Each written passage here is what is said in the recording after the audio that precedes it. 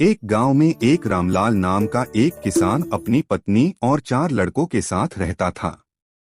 रामलाल खेतों में मेहनत करके अपने परिवार का पेट पालता था, लेकिन उसके चारों लड़के आलसी थे, जो गांव में वैसे ही इधर उधर घूमते रहते थे।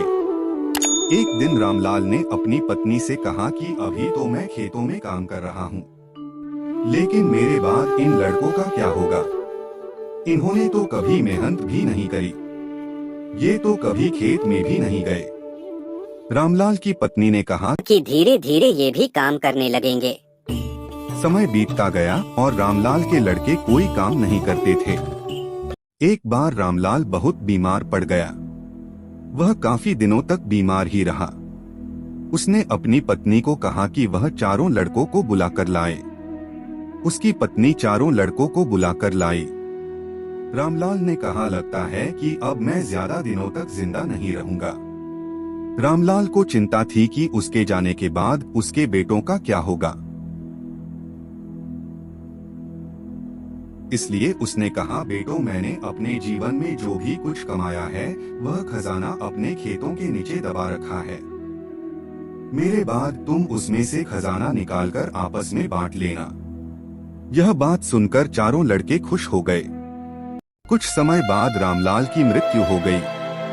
रामलाल की मृत्यु के कुछ दिनों बाद उसके लड़के खेत में दबा खजाना निकालने गए।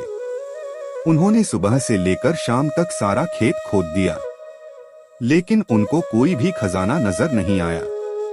लड़के घर आकर अपनी माँ से बोले, माँ, पिताजी ने हमसे झूठ बोला था, उस खेत में हमें कोई खजाना नहीं मिला। उसकी माँ ने बताया कि तुम्हारे पिताजी ने जीवन में यही घर और खेत ही कमाया है, लेकिन अब तुमने खेत खोद ही दिया है तो उसमें बीज बो दो। इसके बाद लड़कों ने बीज बोए और माँ के कहेनुसार उसमें पानी देते गए।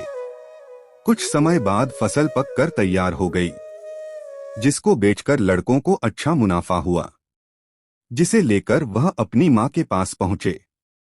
माँ ने कहा कि तुम्हारी मेहनत ही असली खजाना है, यही तुम्हारे पिताजी तुमको समझाना चाहते थे।